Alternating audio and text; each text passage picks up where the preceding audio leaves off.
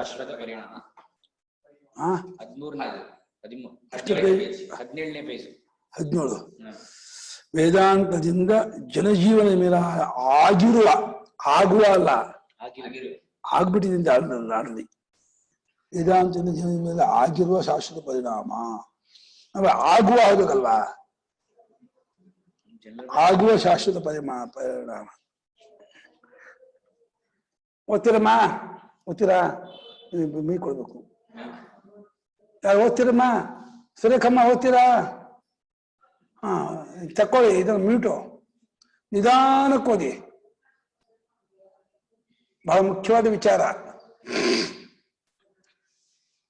ನಾಗರಾಜ್ ಓದ್ತೀರಾ ಪರಮಾಶಿದ ಓದ್ಲಾ ಓದಿ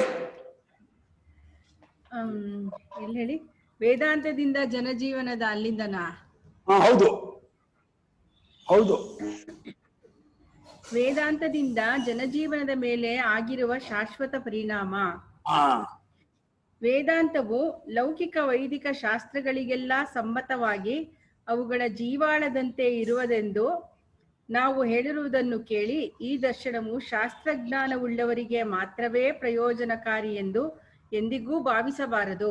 ಶಾಸ್ತ್ರಜ್ಞಾನ ಇಟ್ಕೊಂಡ್ರೆ ಮಾತ್ರ ಪ್ರಯೋಜನ, ವಿದ್ಯಾರ್ಥಿ ಪ್ರಯೋಜನ ಇಲ್ಲ ಹಾಗೆ ಅನ್ಕೋಬೇಡಿ.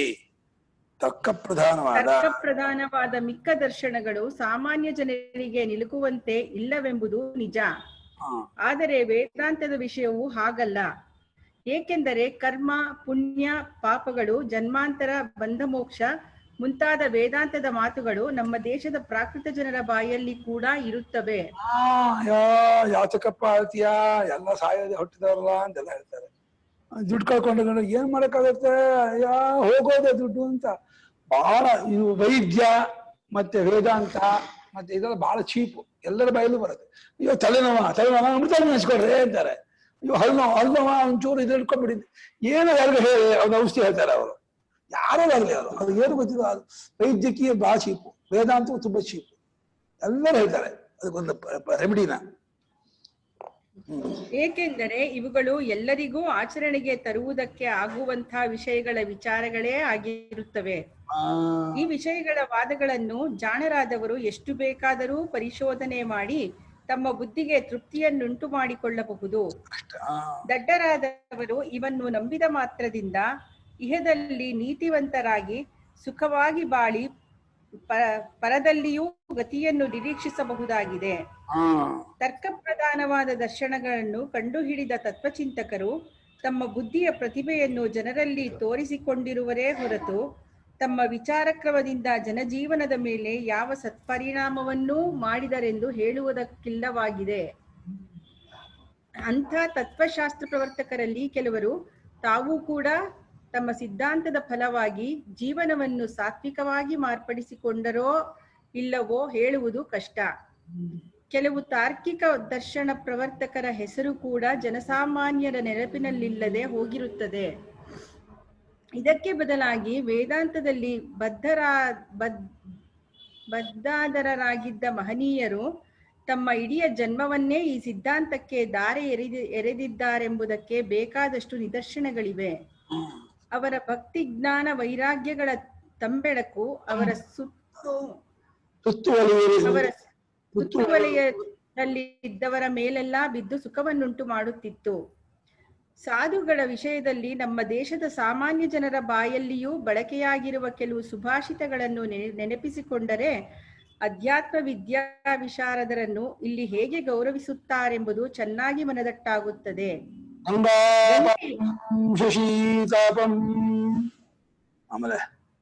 ಗಂಗೆಯು ಪಾಪವನ್ನು ಕಳೆಯುತ್ತದೆ, ಚಂದ್ರನು ತಾಪವನ್ನು ಕಳೆಯುತ್ತಾನೆ, ಅರಸನು ದೈನ್ಯವನ್ನು ಕಳೆಯುತ್ತಾನೆ.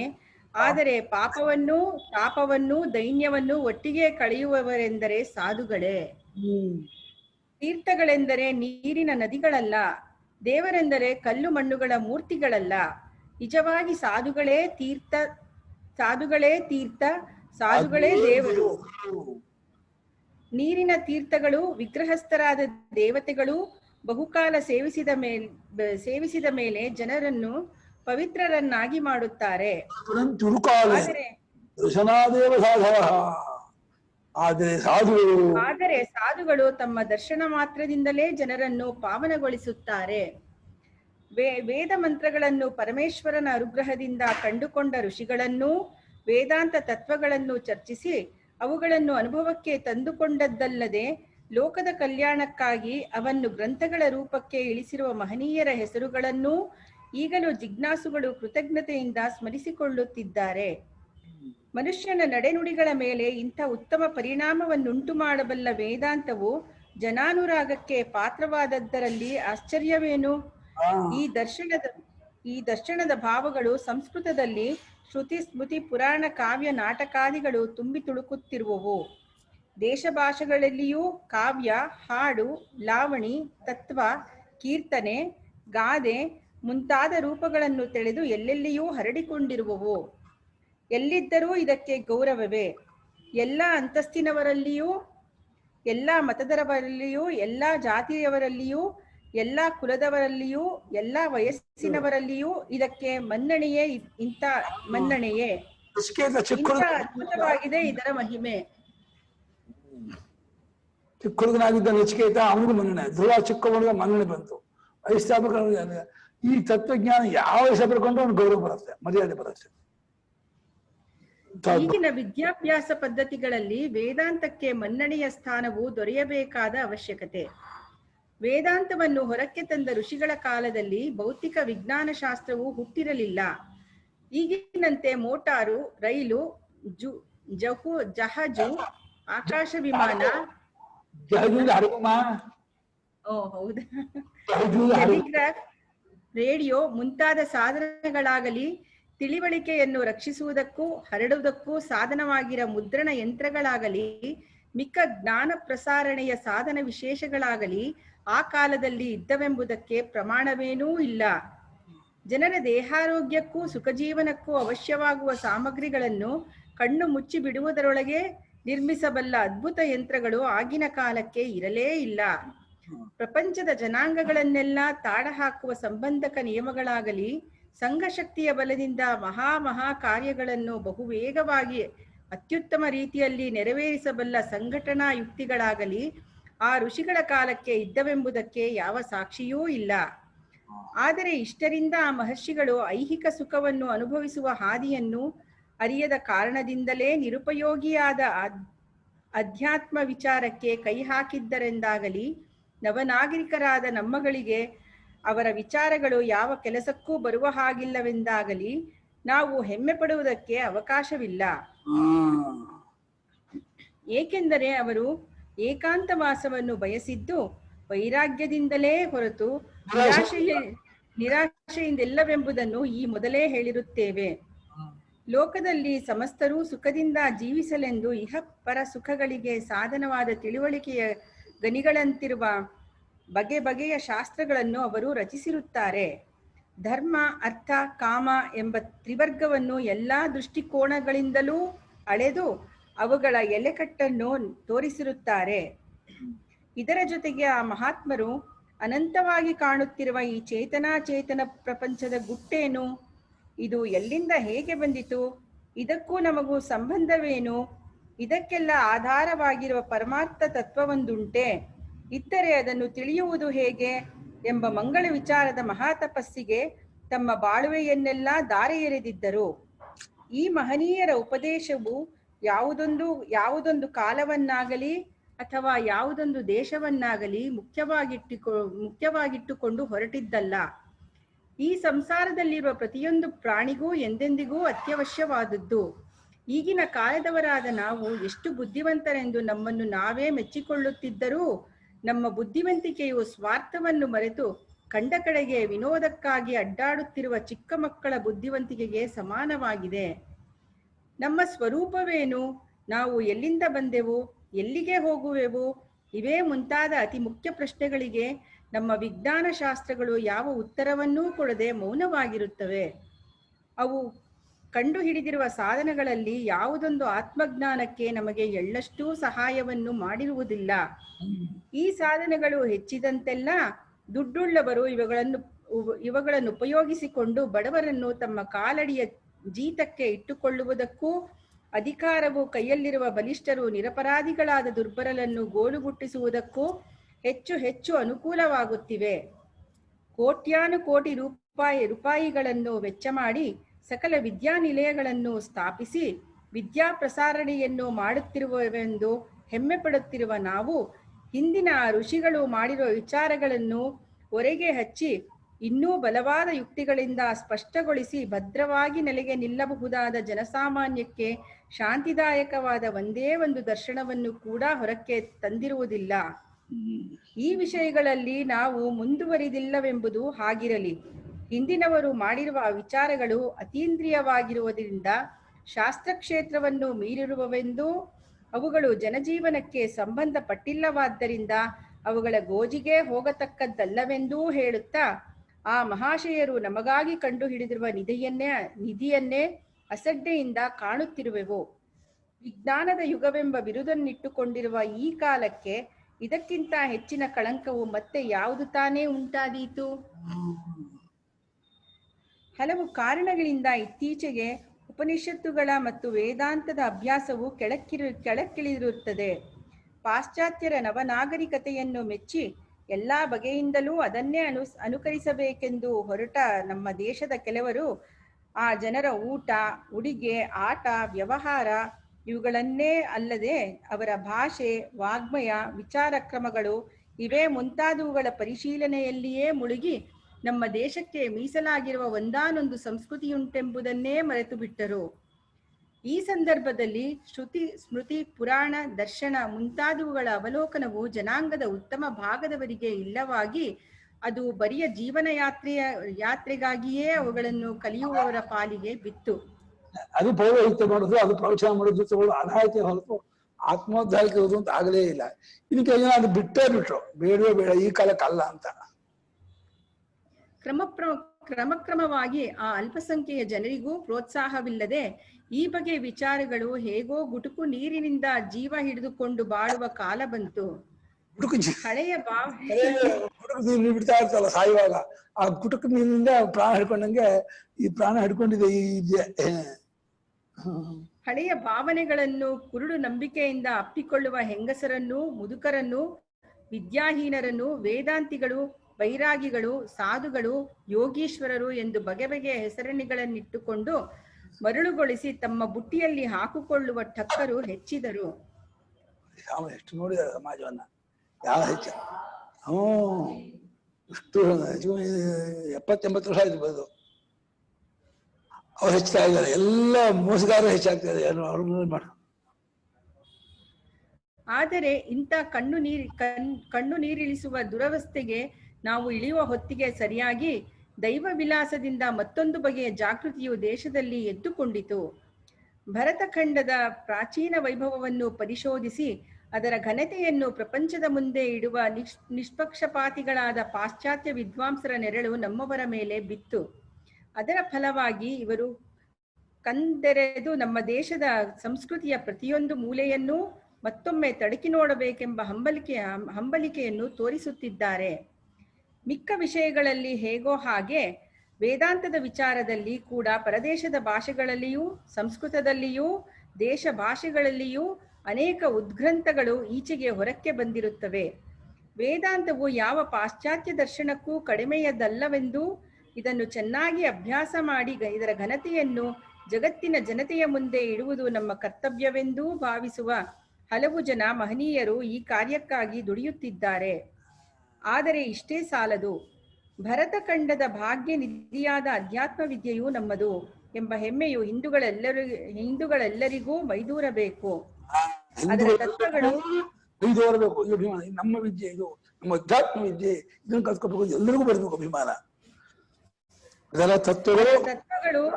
ಅದರ ತತ್ವಗಳು ಈಗ ಮಾನವನಿಗೆ ಎಂದಿಗಿಂತಲೂ ಹೆಚ್ಚಾಗಿ ಅವಶ್ಯವಾಗಿರುವುದೆಂಬುದು ನಮಗೆಲ್ಲರಿಗೂ ಮನದಟ್ಟಾಗಬೇಕು.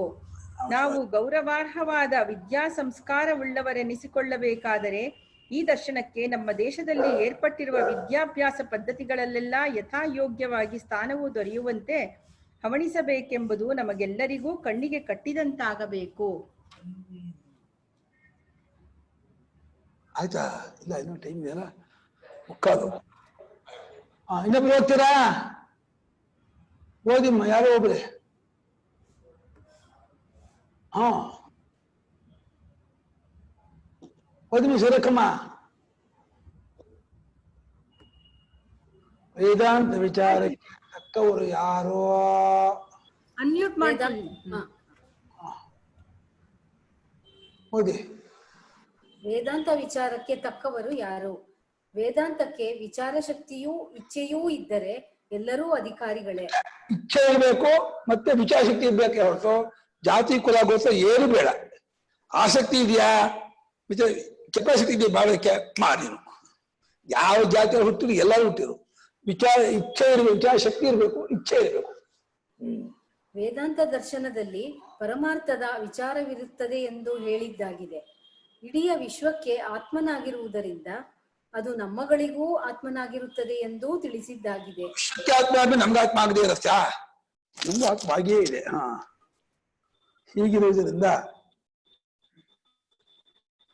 ಹೀಗಿರುವುದರಿಂದ ಯಾರ್ಯಾರಿಗೆ ತಮ್ಮ ಆತ್ಮನನ್ನು ಎಂದರೆ ತಮ್ಮ ನಿಜವಾದ ಸ್ವರೂಪವನ್ನು ತಿಳಿದುಕೊಳ್ಳೆ ಅಧಿಕಾರಿಗಳೆಂದು ತಾನೇ ಏರ್ಪಡುತ್ತದೆ. ಯಾರ್ಯಾರಿಗೆ ಆತ್ಮ ವಿಚಾರವನ್ನು ಮಾಡುವುದಕ್ಕೆ ಇಚ್ಛೆ ಇರುವುದೋ, ಯಾರ್ಯಾರಿಗೆ ವಿಚಾರ ಮಾಡುವುದಕ್ಕೆ ಬೇಕಾದ ಯೋಗ್ಯತೆಯೂ ಇರುವುದೋ ಅವರೆಲ್ಲರೂ ಇದಕ್ಕೆ ತಕ್ಕವರೇ. ಆದರೂ ವೇದಾಂತ ವಿಚಾರಕ್ಕೆ ಬೇಕಾಗುವ ವಿಶೇಷ ಯೋಗ್ಯತೆ ಏನೆಂಬುದನ್ನು ನಾವು ತಿಳಿದಿರುವುದು ಅವಶ್ಯವಾಗಿರುತ್ತದೆ.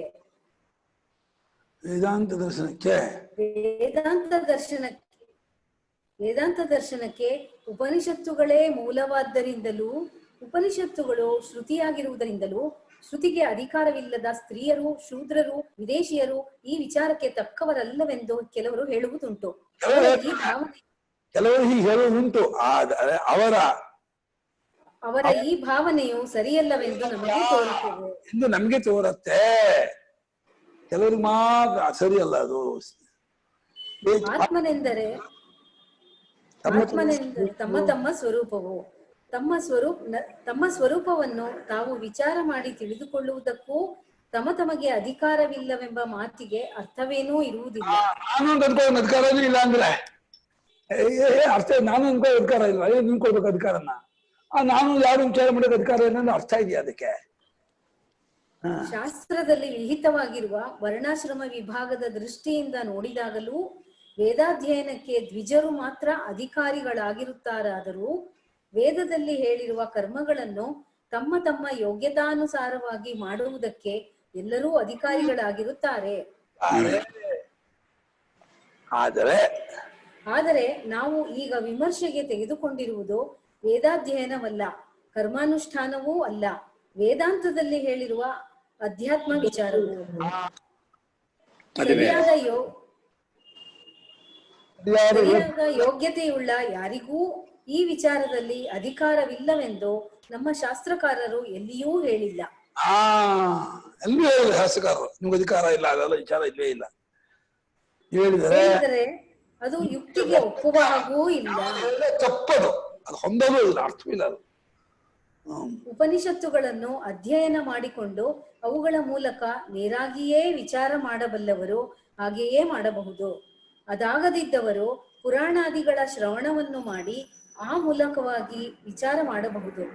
ಅದೂ ಆಗದಿದ್ದವರು ದೇಶ ಭಾಷಾ ಗ್ರಂಥಗಳಿಂದಲೇ ಬೇಕಾದ ತಿಳುವಳಿಕೆಯನ್ನು ಸಂಪಾದಿಸಿಕೊಂಡು ವಿಚಾರ ಮಾಡಬಹುದು. ಅಧ್ಯಾತ್ಮ ವಿಚಾರಕ್ಕೆ ಅನುಭವವೇ ಕಟ್ಟ ಕಡೆಯಲ್ಲಿ ಮುಟ್ಟಬೇಕಾದ ಮಜಲಾಗಿರುವುದರಿಂದ ಅನುಭವಕ್ಕೆ ಹೊಂದುಗಡೆಯಾಗುವಂತೆ ವಿಚಾರವನ್ನು ಮಾಡಬಲ್ಲ ಶಕ್ತಿಯೂ ಇಚ್ಛೆಯೂ ಅತ್ಯವಶ್ಯವೆಂಬುದನ್ನು ಹೇಳಬೇಕಾದದ್ದೇ ಇಲ್ಲ. ವೇದಾಂತಾಧಿಕಾರಿಗಳಲ್ಲಿ ಇದ್ದೇ ಇರಬೇಕಾದ ಸಾಧನ ಚತುಷ್ಟಯ ನಾಲ್ಕಿರ್ಬೇಕೆ ಹೊರತು ಜಾತಿ ವರ್ಣ ಬೇಡ. ಮುಮುಕ್ಷುತ್ವ, ವೈರಾಗ್ಯ, ವಿವೇಕ, ಇದು ಸೂತ್ರ ಭಾಷೆಗೆ ಅರ್ಥ ಅಥಾತೋ ಬ್ರಹ್ಮ ಜಿಜ್ಞಾಸ. ಈ ದರ್ಶನದಲ್ಲಿ ಹೇಳಿರುವ ವಿಷಯವೇನೆಂದು ಬರಿಯ ಕುತೂಹಲದಿಂದ ಓದುವವರನ್ನು ನಾವು ಇಲ್ಲಿ ಅಧಿಕಾರಿಗಳೆಂದು ಕರೆದಿರುವುದಿಲ್ಲ. ಇಲ್ಲಿ ಹೇಳಿರುವ ಪರಮಾರ್ಥ ಸ್ವರೂಪವನ್ನು ಅರಿತುಕೊಂಡೇ ತೀರಬೇಕೆನ್ನುವ ತೀರ್ತೀನಿ ಅಂತನ್ನುವಂತಹ ಆದರವುಳ್ಳ ಪರಮ ಆದರವುಳ್ಳ ವಿಚಾರಕರೇ ಇದಕ್ಕೆ ನಿಜವಾದ ಅಧಿಕಾರಿಗಳು. ಅವರನ್ನು ಮುಮುಕ್ಷುಗಳು, ಅಜ್ಞಾನದ ಕಟ್ಟನ್ನು ಕಳಚಿಕೊಳ್ಳುವುದಕ್ಕೆ ಬಯಸುವವರು ಎಂದು ವೇದಾಂತಿಗಳು ಕರೆಯುತ್ತಾರೆ. ನಮಗೆ ಈ ಲೋಕದಲ್ಲಿ ಆಗಿರುವ ಅನರ್ಥಗಳಿಗೆಲ್ಲ ಪರಮಾರ್ಥದ ಅಜ್ಞಾನವೇ ಕಾರಣವೆಂದೂ, ಪರಮಾರ್ಥವನ್ನು ಅರಿತುಕೊಳ್ಳುವುದೇ ಅವುಗಳಿಂದ ಬಿಡುಗಡೆಯಾಗುವುದಕ್ಕೆ ಉಪಾಯವೆಂದೂ ಯಾರು ಗಟ್ಟಿಯಾಗಿ ನಂಬಿರುವರೋ ಅವರೇ ವೇದಾಂತ ವಿಚಾರವನ್ನು ಆದರದಿಂದ ಮಾಡುತ್ತಾರೆಂಬುದು ಸ್ವಾಭಾವಿಕವಾಗಿದೆ. ಪರಮಾರ್ಥವೆಂಬುದು ಒಂದು ಇದ್ದರೆ ಅದಕ್ಕಾಗಿ ಏನನ್ನು ಬೇಕಾದರೂ ತ್ಯಾಗ ಮಾಡುವೆನೆಂಬ ವೈರಾಗ್ಯವೂ ಜಿಜ್ಞಾಸುಗಳಲ್ಲಿರಬೇಕಾದದ್ದು ಅವಶ್ಯವಾಗಿದೆ. ವೈರಾಗ್ಯ ಅಂದ್ರೆ ಆ ಪರಮಾರ್ಥ ಜ್ಞಾನಕ್ಕಾಗಿ ಏನ್ ಬೇಕಾದ್ರೂ ನಾನು ಬಿಡ್ತೀನಿ, ಆ ಸತ್ಯ ಜ್ಞಾನ ಆಗ್ಲೇಬೇಕು ಅಂತಿದ್ರೆ ಅದೇ ವೈರಾಗ್ಯ. ಯಾರಿಗೆ ಇತರ ವಿಷಯಗಳ ಆಸಕ್ತಿಯು ಬಲವಾಗಿರುವುದೋ ಅವರಿಗೆ ಪರಮಾರ್ಥದಲ್ಲಿ ಅಸಾಧಾರಣವಾದ ಅಪೇಕ್ಷೆಯುಂಟಾಗಲಾರದು. ಪರಮಾರ್ಥವೇ ಎಂದೆಂದಿಗೂ ನಿಲ್ಲತಕ್ಕದ್ದಾದ್ದರಿಂದ ಈ 3 ದಿನದ ಬಾಳಿನ ಭೋಗಕ್ಕಾಗಿ ತತ್ವ ವಿಚಾರವನ್ನು ಕೈಬಿಡತಕ್ಕದ್ದು ಎಂದಿಗೂ ಸರಿಯಲ್ಲ ಎಂಬ ವಿವೇಕವು ವೈರಾಗ್ಯಕ್ಕೆ ಸಹಕಾರಿಯಾಗುತ್ತದೆ. ಇದಲ್ಲದೆ ಪರಮಾರ್ಥವನ್ನು ಕಂಡುಕೊಳ್ಳಲೇಬೇಕೆಂದು ಹವಣಿಸುವವರಿಗೆ ಶಮ ಮನಸ್ಸನ್ನು ಹಿಡಿತದಲ್ಲಿಟ್ಟುಕೊಂಡಿರುವುದು, ದಮ ಇಂದ್ರಿಯಗಳನ್ನು ಹಿಡಿತದಲ್ಲಿಟ್ಟುಕೊಂಡಿರುವುದು, ಉಪರತಿ ಮಿಕ್ಕ ಕೆಲಸಗಳಿಗೆ ಕೈ ಹಾಕದೇ ಇರುವುದು, ಈ ವಿಚಾರವನ್ನೇ ತನ್ನ ಮುಖ್ಯ ವೃತ್ತಿಯಾಗಿ ಮಾಡಿಕೊಳ್ಳುವುದು, ತಿತಿಕ್ಷೆ ಸುಖ ದುಃಖಗಳ ಉಬ್ಬರ ವಿಳಿತಗಳನ್ನು ಸಹಿಸಿಕೊಂಡು ಪರಮಾರ್ಥ ವಿಚಾರದಲ್ಲಿಯೇ ಮನಸ್ಸನ್ನಿಡುವುದು, ಶ್ರದ್ಧೆ ಉಪನಿಷತ್ತುಗಳಲ್ಲಿ ಹೇಳಿರುವ ಉಪದೇಶದ ವಿಷಯಕ್ಕೆ ಯಾವುದೊಂದು ದುರಭಿಪ್ರಾಯವೂ ಇಲ್ಲದೆ ಅದನ್ನು ಗೌರವದಿಂದ ಕಾಣುವುದು, ಸಮಾಧಾನ ಮನಸ್ಸನ್ನು ಪರಮಾರ್ಥ ಚಿಂತನೆಯಲ್ಲಿಯೇ ನೆಲೆ ನಿಲ್ಲಿಸುವುದಕ್ಕೆ ಪ್ರಯತ್ನ ಪಡುವುದು ಎಂಬ 6 ಸಾಧನಗಳು ಇದ್ದೇ ಇರಬೇಕೆಂದು ವೇದಾಂತಿಗಳು ಹೇಳುತ್ತಾರೆ. ತತ್ವ ವಿಚಾರವನ್ನು ಮಾಡುವುದಕ್ಕೆ ಬುದ್ಧಿಯಲ್ಲಿ ವಿವೇಚನಾಶಕ್ತಿಯು ಇರಬೇಕಾದದ್ದು ಅವಶ್ಯವೆಂಬುದನ್ನು ಒಪ್ಪುವುದು ನಮ್ಮೆಲ್ಲರಿಗೂ ಸುಲಭವಾಗಿರುತ್ತದೆ. ಆದರೆ ಇದಕ್ಕೆ ಸಮಾಧಿಗಳ ಅಗತ್ಯವೇನೆಂಬುದು ನಮಗೆ ಅಷ್ಟು ಬೇಗನೆ ಹೊಳೆಯುವುದಿಲ್ಲ. ಇದು ವಿಚಾರದ ಕೊನೆಯಲ್ಲಿ ಗೊತ್ತಾಗುವ ವಿಷಯವಾದರೂ ಇಲ್ಲಿ ಇಷ್ಟು ಹೇಳಬಹುದು. ನಾವು ಮಾಡುವ ಯಾವ ವಿಚಾರವಾದರೂ ನಮ್ಮಗಳ ಮನಸ್ಸಿನ ವಾಸನೆಗಳನ್ನು ಅನುಸರಿಸಿ ಒಂದೊಂದು ದಿಕ್ಕನ್ನು ಹಿಡಿಯುತ್ತದೆ. ವಿಚಾರದಲ್ಲಿ ನಿಪುಣರಾದವರು ಕೂಡ ತಮ್ಮ ಮನಸ್ಸಿನಲ್ಲಿರುವ ವಾಸನೆಗಳ ಒತ್ತಡದಿಂದ ತಮಗೂ ತಿಳಿಯದಂತೆ ತಪ್ಪು ಹಾದಿಯಲ್ಲಿ ಹೋಗಿ ನಿರ್ಣಯವನ್ನು ಮಾಡಿಕೊಳ್ಳುವರೆಂಬುದು ಅನುಭವದಲ್ಲಿರುತ್ತದೆ. ಆದ್ದರಿಂದ ಸಮಾಧಿಗಳೂ ಅತ್ಯವಶ್ಯವು. ಈವರೆಗೆ ನಾವು ವಿವರಿಸಿರುವ ವಿವೇಕ, ವೈರಾಗ್ಯ, ಸಮಾಧಿ ಷಟ್ಕ, ಮುಮುಕ್ಷತ್ವ ಎಂಬ 4 ಯಾರಿಗೆ ಇರುವವೋ ಅವರು ಅವಶ್ಯವಾಗಿ ಈ ಜನ್ಮದಲ್ಲಿಯೇ ವೇದಾಂತದಲ್ಲಿ ಹೇಳಿರುವ ಪರಮಾರ್ಥ ತತ್ವವನ್ನೇ ನೇರಾಗಿ ಕಂಡುಕೊಂಡು ಆನಂದದಿಂದಿರಬಹುದು ಎಂಬುದು ವೇದಾಂತಿಗಳ ಹೇಳಿಕೆ. ಇದರಲ್ಲಿ ಎಷ್ಟು ನಿಜವೆಂಬುದನ್ನು ಮುಂದಿನ ಗ್ರಂಥ ಭಾಗದಲ್ಲಿ ಓದುಗರು ತಾವೇ ಕಂಡುಕೊಳ್ಳಬೇಕಾಗಿದೆ. ಪರಮಾರ್ಥ ವಿಚಾರ ಇದು ಪೂರ್ಣವು, ಅದು ಪೂರ್ಣವು, ಪೂರ್ಣದಿಂದ ಪೂರ್ಣವು ಎಂದುಕೊಂಡಿರುತ್ತದೆ.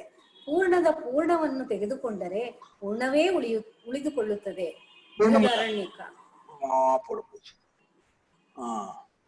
ಅವಸ್ಥಾತ್ರಯ ದೃಷ್ಟಿ. ವೇದಾಂತಿಗಳು ಅವಸ್ಥೆಗಳನ್ನು ಪ್ರಮಾಣ ದೃಷ್ಟಿಯಿಂದ ನೋಡುವುದಿಲ್ಲ.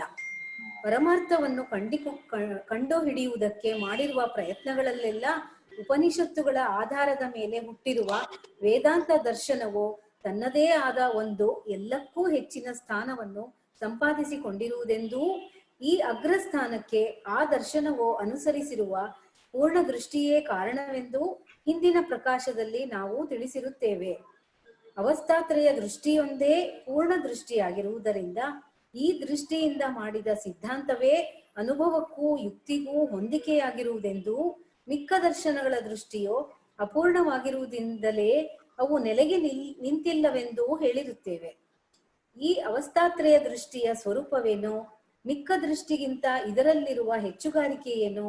ಇದೇ ಪೂರ್ಣ ದೃಷ್ಟಿ ಎಂದು ಹೇಳುವುದಕ್ಕೆ ಆಧಾರವೇನು? ಈ ದೃಷ್ಟಿಯನ್ನವಲಂಬಿಸಿ ಈ ದರ್ಶನದಲ್ಲಿ ಮಾಡಿರುವ ವಿಚಾರ ಕ್ರಮವು ಯಾವುದು? ಆ ವಿಚಾರದಿಂದ ತೇಲುವ ಮುಖ್ಯವಾದ ತೀರ್ಪುಗಳು ಯಾವುವು ಎಂಬುದನ್ನು ಈ ಪ್ರಕಾಶದಲ್ಲಿ ಸ್ವಲ್ಪ ಮಟ್ಟಿಗೆ ವಿವರಿಸುವೆವು. ಮೊಟ್ಟ ಮೊದಲು ಅವಸ್ಥಾತ್ರಯ ದೃಷ್ಟಿಯ ಸ್ವರೂಪವನ್ನು ಕುರಿತು 2 ಮಾತುಗಳನ್ನಾಡುವುದು ಅವಶ್ಯವಾಗಿದೆ. ಭೌತಿಕ ಶಾಸ್ತ್ರದಲ್ಲಿಯೇ ಆಗಲಿ, ಭೌತಿಕ ಶಾಸ್ತ್ರ ದೀರ್ಘ ಇದೆ. ಭೌತಿಕಾಶಾಸ್ತ್ರ ಆಗ್ಬಿಟ್ಟಿದೆ ಅಂಥದ್ದಿದೆಯಾ? ಭೌತಿಕ ಶಾಸ್ತ್ರದಲ್ಲಿಯೇ ಆಗಲಿ, ಮಿಕ್ಕ ದರ್ಶನಗಳಲ್ಲಿಯೇ ಆಗಲಿ, ಧರ್ಮ ಜಿಜ್ಞಾಸೆಗಳಲ್ಲಿಯೇ ಆಗಲಿ ಅವಸ್ಥೆಗಳಿಗೆ ಪ್ರಾಮುಖ್ಯವನ್ನು ಕೊಟ್ಟಿರುವುದಿಲ್ಲ. ಪ್ರಮಾಣಗಳಿಗೇ ಹೆಚ್ಚಿನ ಬೆಲೆಯನ್ನು ಕೊಟ್ಟಿರುತ್ತದೆ. ಇದೇ ದೊಡ್ಡ ದೋಷ. ಪ್ರಮಾಣ ಜಾಸ್ತಿ, ಅವಸ್ಥೆ ಜಾಸ್ತಿ. ಆ ಪ್ರಮಾಣ ಅವಸ್ಥೆ ಒಳಗೆ ಹೊರತು ಅವಸ್ಥೆನ ಪ್ರಮಾಣ ಬೆಳಗೋಲ್ಲ. ಎಲ್ಲಾ ದರ್ಶನಕಾರರು ಪ್ರಮಾಣ ಜಾಸ್ತಿ ಬೆಲೆ ಕೊಟ್ಟಿದ್ದಾರೆ, ಅವಸ್ಥೆಗೆ ವೇದಾಂತ ಅವಸ್ಥೆಗೆ ಜಾಸ್ತಿ ಬೆಲೆ ಕೊಟ್ಟಿದೆ. ಹಾಗಾಗಿ ಅವಸ್ಥೆಗೆ ಪ್ರಾಮುಖ್ಯ ಕೊಟ್ಟಿಲ್ಲ. ಭೌತಿಕ ಶಾಸ್ತ್ರಜ್ಞರು, ತತ್ವಚಿಂತಕರು ಇಂದ್ರಿಯಗಳಿಗೆ ಗೋಚರವಾಗುವ ವಿಷಯಗಳನ್ನು ಪರೀಕ್ಷಿಸುವುದರಲ್ಲಿಯೇ ಮಗ್ನರಾಗಿರುತ್ತಾರೆ. ಅವರಿಬ್ಬರು ಪ್ರತ್ಯಕ್ಷ ಪ್ರಮಾಣವನ್ನೇ ವಿಮರ್ಶೆಗೆ ವಿಷಯವನ್ನೊದಗಿಸುವ ಮುಖ್ಯ ಸಾಧನವೆಂದು ಎಣಿಸುತ್ತಾರೆ.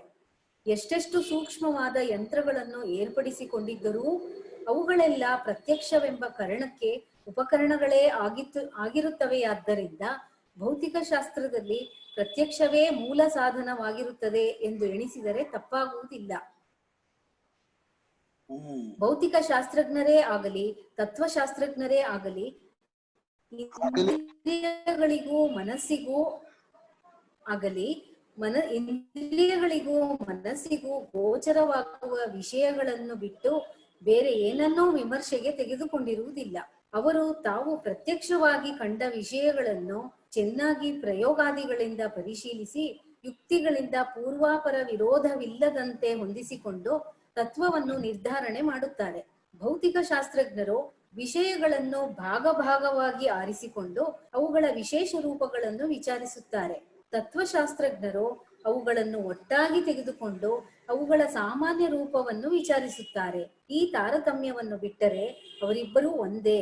ಪ್ರತ್ಯಕ್ಷ, ಅನುಮಾನ ಎಂಬ ಪ್ರಮಾಣಗಳನ್ನು ಉಪಯೋಗಿಸುವುದು ಇಬ್ಬರಿಗೂ ಸಮಾನವಾಗಿರುತ್ತದೆ. ಧರ್ಮ ಜಿಜ್ಞಾಸೆಗಳಲ್ಲಿ ತಮ್ಮ ತಮ್ಮ ಶ್ರದ್ಧಾ ವಿಶ್ವಾಸಗಳನ್ನು, ಅನುಭವ ವಿಶೇಷಗಳನ್ನು ಮುಖ್ಯವಾಗಿ ವಿಚಾರ ಮಾಡಿರುತ್ತದೆ. ಆ ವಿಚಾರಕ್ಕೆ ಧರ್ಮ ಗ್ರಂಥಗಳು, ಆಪ್ತವಾಕ್ಯ ಇವುಗಳನ್ನು ಪ್ರಮಾಣವಾಗಿ ಗ್ರಹಿಸಿರುತ್ತದೆ. ಅಂತೂ ಪ್ರತ್ಯಕ್ಷ, ಅನುಮಾನ, ಶಬ್ದ ಎಂಬ ಪ್ರಮಾಣಗಳನ್ನು ಉಪಯೋಗಿಸುವುದು, ಆ ಪ್ರಮಾಣಗಳ ವಿಷಯಗಳನ್ನೇ ಪರಿಶೀಲಿಸುವುದು ಇದು ವೇದಾಂತಿಗಳಲ್ಲದವರೆಲ್ಲರ ಕ್ರಮವಾಗಿರುತ್ತದೆ ಎಂದು ಹೇಳಬಹುದಾಗಿದೆ. ವೇದಾಂತಿಗಳ ಕ್ರಮವು ವಿಜ್ಞಾನವಾದಿಗಳು ಎಲ್ಲವನ್ನೂ ವಿಜ್ಞಾನದಲ್ಲಿಯೇ ಅಡಕ ಮಾಡಿಕೊಂಡು ತತ್ವ ವಿಚಾರವನ್ನು ಮಾಡುತ್ತಾರಾದರೂ ಅವರೂ ಹೇಗೋ ಪರಂಪರೆಯಿಂದ ಪ್ರಮಾಣಗಳನ್ನೇ ಅವಲಂಬಿಸಿರುತ್ತಾರೆ. ಇದನ್ನು 2ನೆಯ ಸಂಪುಟದಲ್ಲಿ 58ನೆಯ ಝಳಕದಲ್ಲಿ ಚರ್ಚಿಸಲಾಗುವುದು. ವೇದಾಂತಿಗಳ ಕ್ರಮವು ಇದಲ್ಲ. ಅವರು ಪ್ರಮಾಣ ದೃಷ್ಟಿಯಿಂದ ವಿಷಯಗಳನ್ನು ನೋಡುವುದಿಲ್ಲ. ಪ್ರಮಾಣಗಳು, ಅವುಗಳ ವಿಷಯಗಳು ಎಲ್ಲವನ್ನೂ ಸೇರಿಸಿಕೊಂಡ ಒಟ್ಟು ಅವಸ್ಥೆಗಳನ್ನೇ ವಿಚಾರ ಮಾಡುವುದಕ್ಕೆ ಹೊರಡುತ್ತಾರೆ. ವೇದಾಂತಿಗಳು ಅವಸ್ಥೆಗಳನ್ನು ಪ್ರಮಾಣ ದೃಷ್ಟಿಯಿಂದ ನೋಡುವುದಿಲ್ಲ. ಅವರು 3 ಅವಸ್ಥೆಗಳನ್ನು ತಮ್ಮ ಅವಸ್ಥೆಗಳಾಗಿಯೇ ನೋಡಿ ವಿಚಾರ ಮಾಡುತ್ತಾರೆ. ಇದೀಗ ಅವಸ್ಥಾತ್ರಯ ದೃಷ್ಟಿಯ ಸ್ವರೂಪವು. ಸಾಕಾಗುವುದು. 26